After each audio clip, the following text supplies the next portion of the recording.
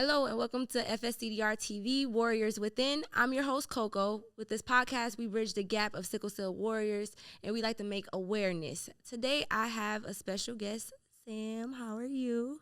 Hi, my name is Sabrina. How are you doing today? I'm good. So I'm happy to have you. Thank you for joining me. Thank you.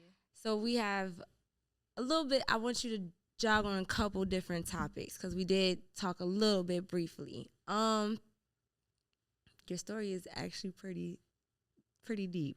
So let's just start with this.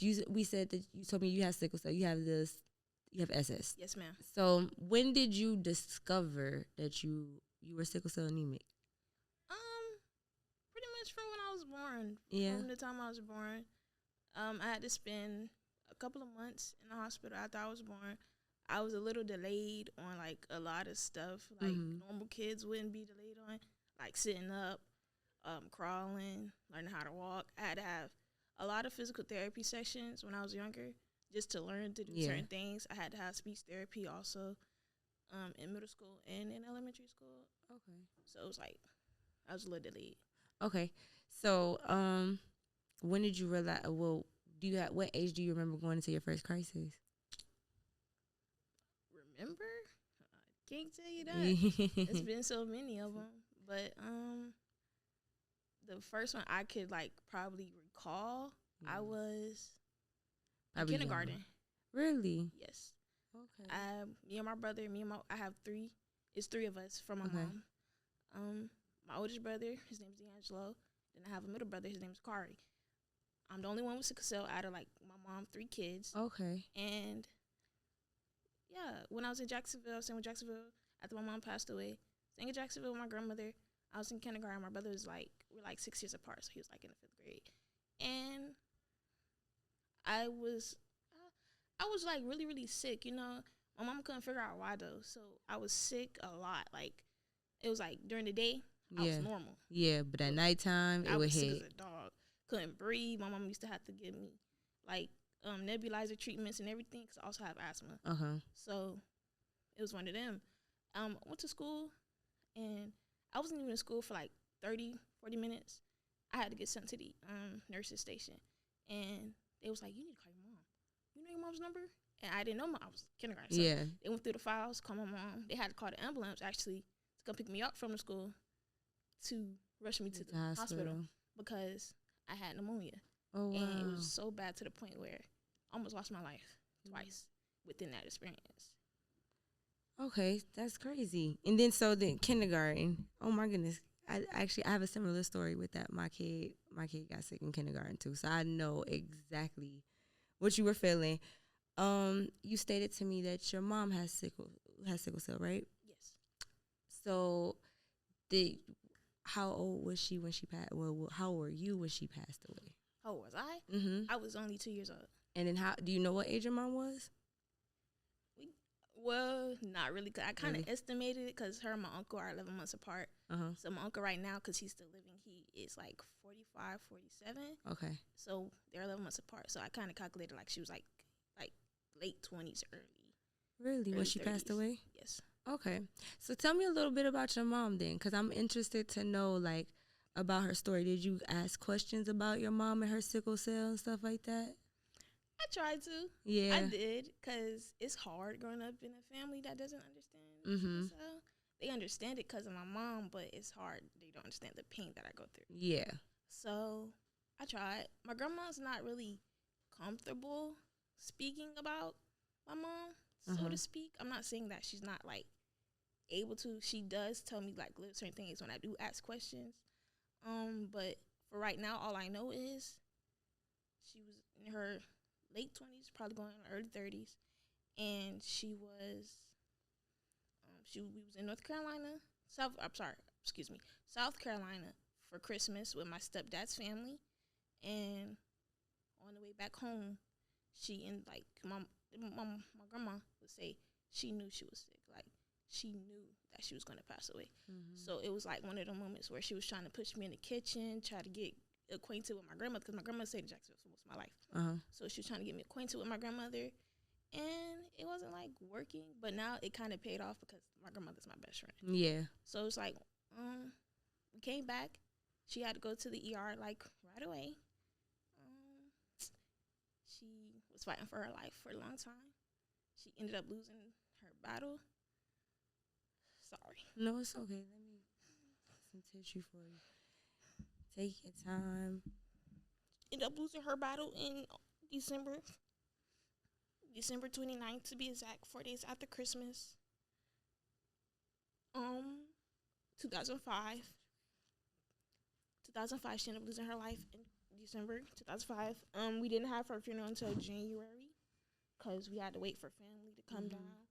But from what I heard from the stories that I've had heard of that traumatic experience, that they were trying to revive her. They was waiting for my grandmother to come down because my grandmother was her sole guardian. Yeah. So by the time my grandmother came down, my grandmother was like, no, just let her go. Because she said when she walked in the room, they were doing chest compressions, and it was a whole bunch of blood everywhere. And she said that she couldn't, she just had to let her go. So your mother had caught pneumonia? How did you, exactly, what does the death cleared for, they declared it for? Liver failure. And that's once you get to know, about sickle cell, that's common within too, sadly, because people don't understand. Like you said, this is something you have to educate everybody on. That's common. So your mom died at a really early age. So ever since then, from being 2, your grandmother basically raised you. Yes. Yeah. So how did you grow up with that? Like, you didn't have a mom, and now you basically have to piece together the puzzle, and now piece together the puzzle of your life, because she would have been the one to basically pass down to you, hey, like, this is what you should do, this is how you gotta take care of yourself. So what helped and mentored you, like, down the line of growing up? I had a really tough childhood growing up. Okay. The girl is not easy. It's not. It's not. Me and my brother, we used to fight a lot. But when I got older and I was trying to understand, I always asked questions in my head when I was younger, why? Yeah. Why did you take her? But my grandma always used to say, don't question God. He has his reasons. Mm-hmm. So now that I'm older, I finally understand what she meant by that. But growing up, I would say I had a pretty normal childhood. I was in and out the hospital, but it wasn't bad until I turned 18. Okay, so 18 is when your crisis starts getting more severe. You're in the hospital more. So back to the research that you done. Did you find out what kind of sickle cell trait that your mom had? She had SS also. Okay, so when you found out that you're obviously getting, like I said, growing up and then finding out more information about your mom, what is something that you wish that because obviously you said your grandmother take care of it. What is something that you probably wish that your grandmother would have known more about helping raise you, that she probably didn't get from your mom? I wish she would have got my mama tested sooner. Got you. So basically, it's common. I've always heard a lot. It's the awareness. The awareness needs to be so big within sickle cell, because I don't know how old you are, but younger, it's not. You know what I'm saying? The younger generation, we not getting tested for sickle cell, and that is the last thing that's on our mind. So growing up without your mom and having that, because I know that sits on your heart and that has to sit on the back of your mind, especially when you're in the hospital. So how do you cope with it? What is your coping mechanism? Because after 18 being in the hospital all the time, you probably feel like at some point closer to your mom than anything. I wouldn't say I had a coping mechanism until I started meeting certain people from the clinic, from the Sickle Cell Foundation. Mm-hmm. I was always just going with the flow. I never really knew how to find myself within, and that's a problem that I have, because I'm still trying to find myself. As you can tell, I'm very timid. I talk low, but that's not just because. It's also from childhood trauma also. takes time. Trust me. We all go through it. So you said 18 is when your crisis got serious. Yes, ma'am. What did you experience when you were 18? Because, I'm gonna pause you on that question and date back. Transitioning from a kid to an adult. Let's go to that question first, because that is definitely something different. What was it like? It was hard. It's still kind of hard trying to find a good hospital that understands and that listens to their patients and not just try to write off what they think or go by textbook. Because with sicklers, when we go to the ER, they just write it off. Oh, you're just here for medicine. Oh, you're nothing wrong with you. I took an X-ray of your chest. Your chest is fine.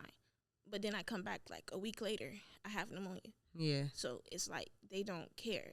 But transitioning from peds, it wasn't really a bad experience because my mom was right there. I was always going to Broward General. Okay. So that's like the main hospital I was at for pediatrics.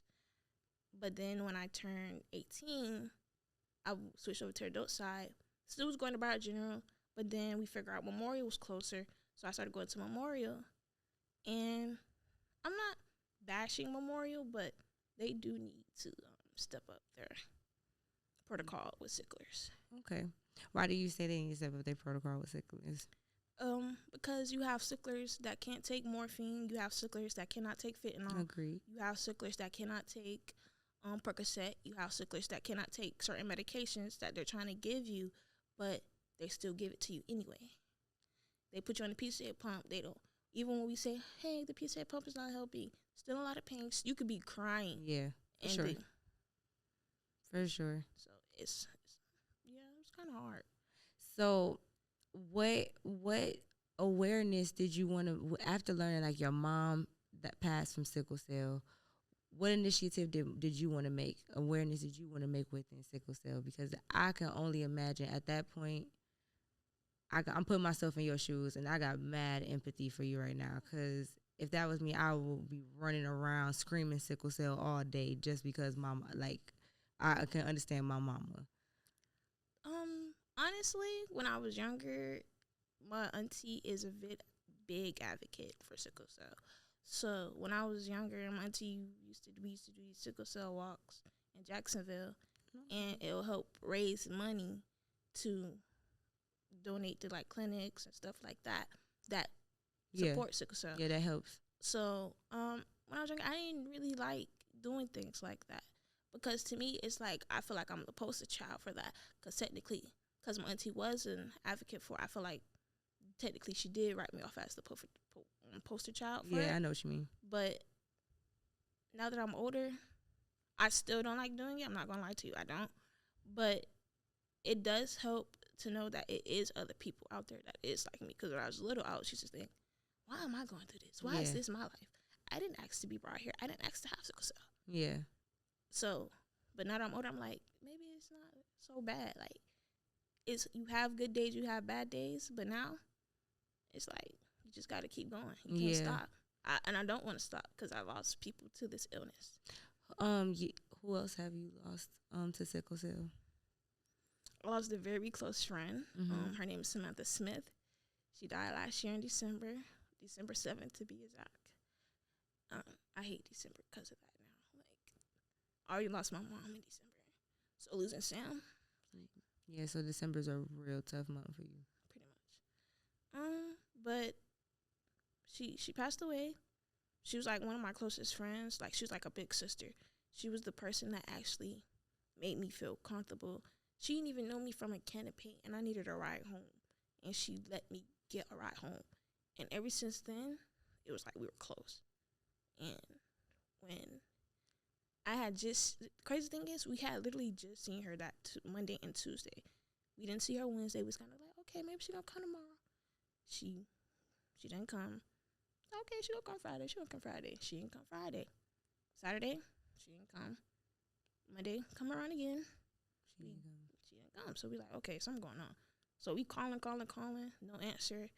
Then Monday night, my friend Patricia gets a text from Sam's phone, but it's a GoFundMe link for Sam. Oh wow. So we're like, what? Like Sam ain't about like how we cope. We make jokes, but it's not. Funny. I know what you mean. So it's like Sam ain't passed away. So then Tuesday we go to the clinic. I'm like, bro, that's like we all worried because everybody done got that text. Everybody they done sent the GoFundMe link around the clinic, so we all worried now. A few days later, we get the call that she was gone. So it's like Sam, Samantha Smith, like Sam. It was like, yeah. It's like, nah, she a fighter. Sam was a fighter. Sam walking around. It's you. Hey boo. The happy person. You need a ride home today? Oh, you don't want to ride with me today? You got okay. Like it was like, she was that person that you could go to and talk to. Yeah. And after that, it was like an eye opener for me. Like I promise, like seeing her in that casket, it was like, that's not Sam. To me, that wasn't Sam. Would you say that because you said that's not her, so I'm gonna ask, would you say that do you feel like when sickle cell people go through these phases, it's harder for you guys to, because I feel like when you guys are in the clinic, y'all in treatment with each other, you sit there and you watch it, y'all all motivate each other. So that it hits the hit to the heart when you don't see one of your motivators not to the left of you no more. Yeah. I'm gonna tell y'all a joke. It's so funny. Okay, so it's always been me, Patricia, and Sam. Always. All three of us. We always crack jokes, laughing. It got so bad to the point where they had to separate us from sitting next to each other. Not in the treatment center. Yeah, they had to separate. There's like, them two, y'all can't sit together. Y'all can't sit together. So if me and Sam was sitting next to each other, but they'll put Patricia across the room. So they'll be like, or if I'm sitting next to Patricia and Sam end up sitting next to me, they'll either move me or her. It was like we ain't even do nothing. Like we just sat down. Like one day I just walked in the clinic. I literally just sat down. I ain't put my book bag down or nothing. Just sat down. Oh, we got to move your seat because I was sitting in front of Sam and Patricia. Patricia behind Sam, so we got to move your seat. So okay, so they moved me to a seat that's further in front of Sam. It's like, now we're gonna put you across. So like, okay. Oh, I'm sorry. So let me ask you. Well, no, but that's a good thing though. Let's pause on this. That's a good thing that y'all have fun in treatment. Y'all have to like keep each other motivated. Like you said, that this is something that y'all all deal with. So I can only, like I said, you got to motivate each other to keep going. I'm interested to know, does Sam have a story? Honestly, she does, but I can't tell you her story. Of course. Because I didn't live with her. I didn't go through what she went through. I can only tell you the bits and pieces that I saw. And as her being a person, what did you notice? Like, what do you notice that, aside from you, because every sickle cell warrior is different. Y'all go through the same thing, but I feel like sometimes I feel like y'all may have more severity than the other, if that makes sense. So what did you notice that her severities were, and that she could have gotten more medical attention? Sam never told us when she was in severe pain. She never showed it. She always had a smile on her face. That was typical sickle cell person. I want you to know that. She never know for real. We could see it in her eyes, like her eyes would be like, Sam, something's all right. But shit, I'm fine. I'm just gonna go home, take my medicine, go take a nap. If I don't feel better, I go to the ER. And that's all she never really did. When she was in hospital, she'll stay in hospital for like a week, or like sometimes she'll go in hospital like 3 days, and you see her in the clinic that Friday. So it'd be like, Sam, you not. But she never really showed what she was in that bad of a pain, because she never wanted to see nobody. She never wanted to say, oh, Sam. She never wanted nobody to have sympathy for her. Like, she wanted people just to uplift her. I think, like I said, I think that's a common thing that every Sickle Cell Warrior I've interviewed, it's a strength that you, like, and I get it. You don't want nobody to see you like that because it doesn't make sense. Like, I can totally get it. So going through all of this, losing mom and friends that's close to you, mentally, how do you stay strong? How do you cope with knowing that you have something that you have a very disease that's killing the same people that's around you? Mentally, I'm not gonna lie to you. Mentally, I'm not here. Mentally, my mental state is, I'm not gonna say it's bad how it was. It's better, but I'm still trying to learn how to cope. I think because I lost a lot of people, like, within 2023. A lot. I lost my auntie. The year before that, like, literally, I think a week before that, I lost an auntie that stays in Detroit. So it's like 23, bro, that year, I would never want to do that year again. So mentally, it's hard. I'm not going to lie to you and say it's not. It is. How do I cope? I listen to music. I find things that makes me happy. Like, I smoke. I smoke for my pain, and I smoke for my mental, because if I don't, I'm going to lose my mind. Do you feel like natural remedies help you a lot better opposed to taking pain medication? To be honest with you, it works the same. It's not this is better than this. To me, I don't know about no other sickler, but for me, it's the same. Okay. Because either way, I don't sleep. I be up like clockwork, 3 in the morning. For real, I be clockwork, like, promise. Sometimes I might wake up at 6, and then I won't go back to sleep until after I get home for treatment. And how long is your treatments? It depends. Okay. It depends. If I'm not getting fluids, 2 hours 30 minutes. If I am getting fluids, it'll take like 3 hours. Okay. I don't think anybody going to watch this that understand. You probably the first one I think I dived into treatment. Can you explain to me what treatment is? Because I know a lot of people gonna be like, treatment, what's that? Explain to me what it is. Because you said 3 hours and 2 hours and 3 hours. So I'm guessing people gonna be like, 2 hours for a treatment. What kind of treatment? Most people explain it. Okay, so we have 2 sickle cell clinics in southern Florida. Mm-hmm. One is the Sickle Cell Foundation that I go to. I attend on the regular. And then one is the Memorial Sickle Cell Clinic that I go to like almost every other month. I don't really go there because one is too far. Yeah. And then 2, it's hard to get away home. Yeah. And it's hard to get appointments too. No. It's, you don't have to get an appointment. But for the Memorial one? You know, really? It's a walk-in. Okay, see, you just told me. I did not know that. Yeah, you just have to, on Mondays and Fridays, get there early. Like, you have to, like. Okay. Because I promise, Monday, I leave my house at 7:45. It'll be like 15, like almost like, the max is like 15 patients, I think. So it's a lot of people that actually go to Memorial for treatment. Okay. Like I said, I did not know that. Okay, finish elaborating. So what exactly is it? So you go to treatment and then it's basically like maintenance for us. We go to get pain medicine and fluids to keep us hydrated because we are severely dehydrated on a regular. The fluids helps from our cells to stick together. So the fluids will be running continuously. At Memorial, they have a pump, so it'll be running continuously.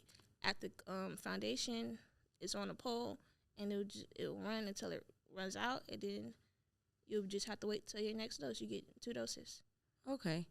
So do you think the difference is better to have places like the Foundation of Sickle Cell Research and Disease more commonly around? Yes. Yeah, because it's probably more easier to access and go there opposed to always going to hospital. Yeah, yes. I can definitely see why you say that. What do you see as far as you're still young, so I want you to know you have a lot of moving force you can make within this. You being young, what would you like to advocate and add for sickle cell anemia? Because you have a really profound story, and when you have somebody around you that you lost family members, that's serious. Advocating, I really don't know about advocating for sickle cell because it's really hard to. Not a lot of people are going to want to listen to us because they think it's just sickle cell just runs in minorities. When in fact, sickle cell can run in anybody. It does. You can have a family member that's a minority and they get with a white woman and their child could have the trait, and then they get with a black woman, their child can end up with the disease. So it doesn't really, it can run in anybody, but they just think because it's black people, they not gonna. Yeah. Do you when it comes to friends and stuff, do your friends know? Do they help you cope with it? My friends know I have sickle cell. Okay. Because they know if I'm not, well, when I was in school, if I'm not there, they know I'm either at treatment or I'm in the hospital. Was it hard for them to understand at first? Some of my friends, yeah. But the ones that I've had since middle school, because they seen like my changes, once I had them since middle school, no. My best friend, India, I know her since I was in 8th grade. She was in the 7th. We've been friends ever since. She sees me go through a lot of things. Like when I had first started my chronic blood transfusions and all of that, she was there. She was on FaceTime with me. She seen the whole process, everything. She knows. She's like, and then I have another friend, Mariah. Me and Mariah don't talk a lot, but that's my friend. And she's seen me go through a lot of things too. I have a sister that stays in Arizona. She's not my blood sister, but she's my sister. I know her for 4 years. She's been like, she does not play. If she knows something's going on and I'm in a hospital and the nurse is not, she will tell her mom, and her mom will be like, that's not right. So they know. They make sure I'm good if I don't make sure I'm good. I love it. So it sounds like you have a good amount and a lot of support. And that's really what I advocate for, because support is needed with anyone with sickle cell, because people don't realize how hard it is to just be one day up and feel like you said, during the day you're feeling good, but then at nighttime you be feeling horrible. It is, and especially when it rains. Yes, I was gonna ask you. I was just gonna say that next. I was gonna say, when did you realize that certain weather conditions? Because I hear you say you went back and forth to Georgia before. So I went back and forth to Georgia when I was like little. I was like young. I was like maybe in between pre-K and kindergarten, and then when I was really raised in Jacksonville. I was in Jacksonville most of my life. So being raised in Jacksonville, the weather, it gets cold. My mom, when I was in Jacksonville, she did make sure I was bundled up and wearing thermal shirts and sweatpants. Yeah, she knew. So it was always one of those. But when I came down here and it started raining, and it was kind of hard to transition. I can only imagine. So you said that your mom kept you bundled up and kept you warm, so that's good. I'm an advocate for stuff like that. I'm a really big advocate. I have a lot of family up north in Michigan, and I have family that has sickle cell in Michigan too. So I understand. I don't know how they survive, but they definitely bundle up and they stay warm, and that's one thing I can totally understand, because my son doesn't do good in the rain either. When it gets rainy, he sound like, again, certain symptoms, you sound just like him. Like at nighttime, it's the worst. Nobody would ever understand me. Like, they're like, how are you operating during the day, but then at nighttime you're at the hospital? And I'm like, I don't know what to tell you. Like, that's how his body, like, that's what he's going through. Honestly, you're running on fumes, because I know I do that. Like, I will be up from 3 in the morning up until I get home, which would be like sometimes around like 4 or 5, and I don't go to sleep until I be trying to force myself to stay up until like a certain time, so like you can fall 12, asleep. Yeah, so I can sleep through the night. But most of the time, I just man, my mom be sick of me. I can only imagine, because you stay up all day. Yeah, she be yelling. So when you at the hospital, do you stay up like that too? Yes, honestly, yes. Even off the pain medication? Yes, honestly. When I'm in the hospital, I go to HCA Aventura. Okay. So when I'm over there, I'm on a schedule. So I get my pain medicine PRN. So if I get it, like, say my nurse would just be leaving at 7, I'll get it like at 6:50, and I'll have to wait. It's like every 2-4 hours. So I have to wait until that time. So I would like sleep until they come in, check my vitals and stuff like that, and then I'll get the medicine, or I just be like up. And they'll be like, you don't sleep. I'm like, I don't go to sleep until the next shift come in. Literally. Oh, no. So then, as far as being, because you've been in the hospital a lot, do you have a time that and you were in the hospital, you had a crisis that is just memorable to you? It sticks out. Like you never gonna forget. I have a few. Really? Yes. Actually, beginning of the year 2022. Yeah, 2022. I ended up with a blood infection. Mind you, I had just got this. I had a new port. It was brand new. I had just got it like October, so it wasn't even like over 6 months. So I got a blood infection, and I was sick. And me and my mom couldn't figure out why. Because when I was going to the ER, they were saying everything was fine. They'll discharge me, send me home, or I'll get admitted, stay in SSU overnight, and I'll go home the next day. I got a blood infection, and the crazy thing is, I went to the ER the 19th, March 19th, and I was like, my birthday tomorrow. I don't want to be in no ER. I was turning 19. Yeah. I spent my 19th birthday in the ER. Like that whole. How did you catch a blood infection? Did they end up telling you how? A lot of people in the clinic ended up with blood infections. So one of those are like, you don't even have to be like in the same room with the person. Mm-hmm. But if you walk past them and they sick and stuff, you'll get it. Okay, so blood infections are common within sickle cell. Okay. Especially if you have a port, yes. Okay. So how long were you hospitalized with the blood infection? What was the treatment? Why was that one so bad? Why was that hospitalization so bad? One, because I spent my birthday in the in the hospital. Two, because first it was like it came from my port, but I was like, this is a brand new port. I ain't never in. It's like we have to take it out, so it was like emergency surgery, and then I was in the hospital for almost 3 weeks, and then I had got sent home with a PICC line for 2 months because I had to be on antibiotics at home. So I got sent home with a PICC line for 2 months, and then I had to wait another 6 months before I can get a new port, and that. Oh wow! Yeah, that's long. That is long. I'm just now learning about PICC lines and C lines and stuff like that. So. Oh no!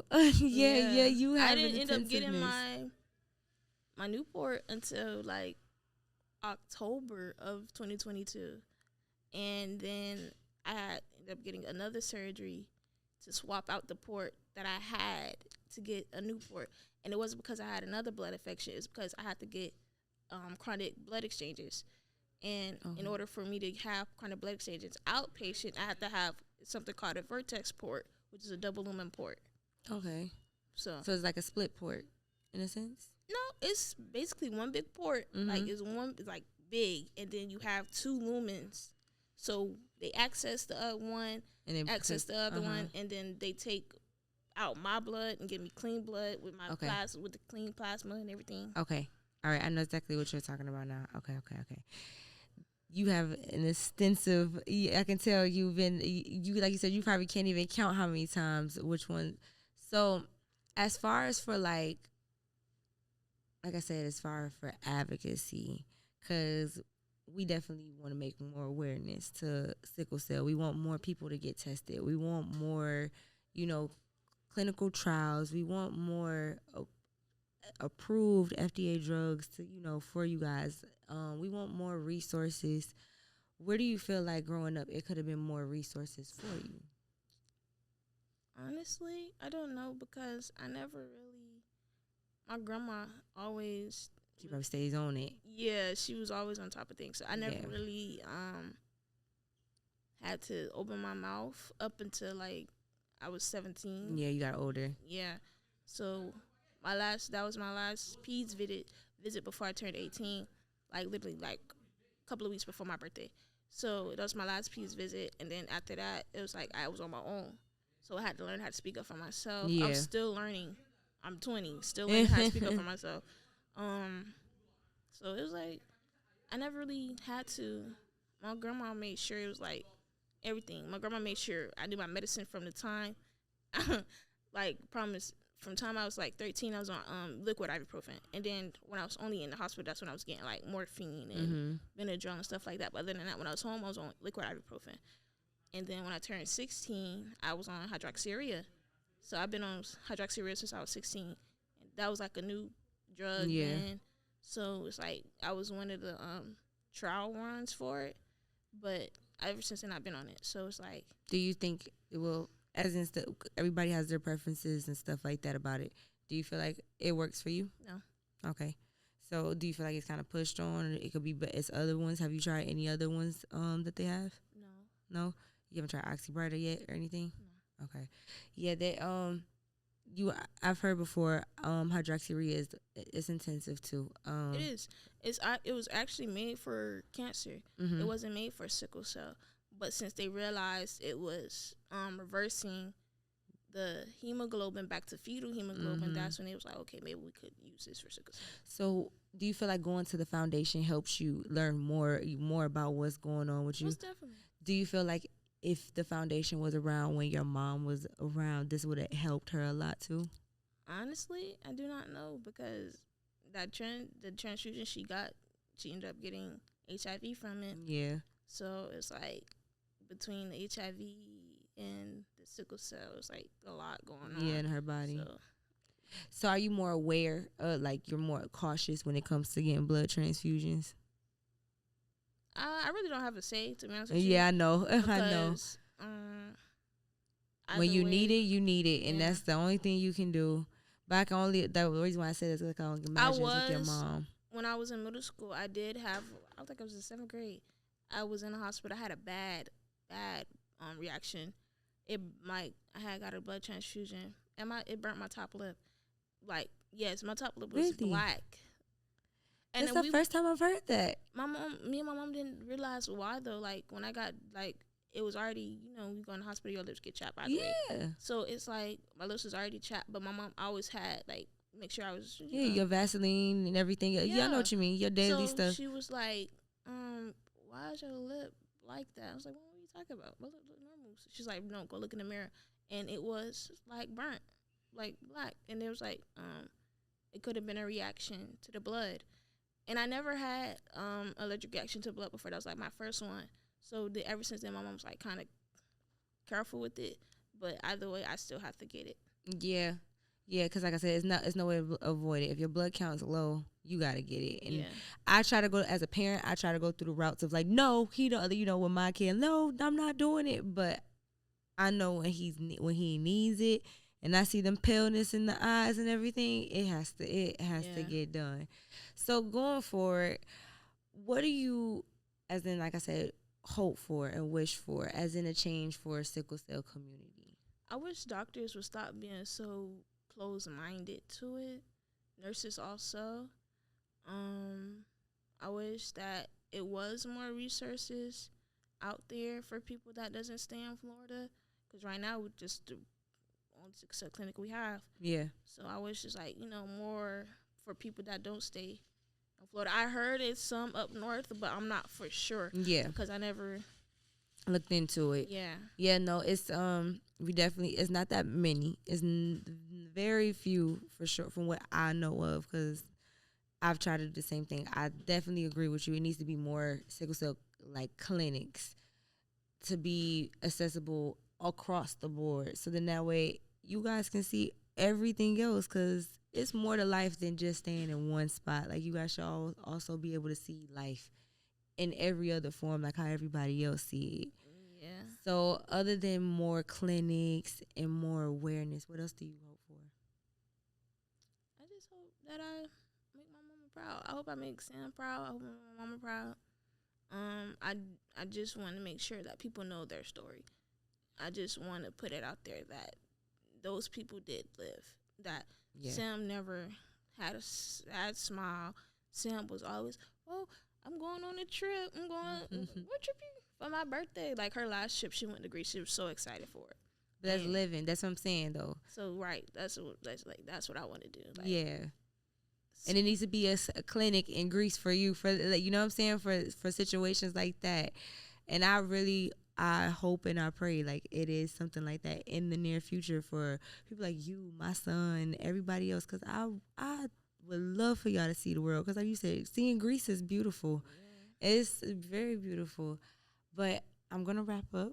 And I appreciate you for coming and sharing your story, telling me about your mom and Sam. I appreciate you being so open and transparent with me about it. I know it's hard, but you did amazing. And I wish you nothing but the best. And I wish you nothing but prosperous health across the board, less hospital stays. And I thank you so much for coming. Thank you. And that completes it.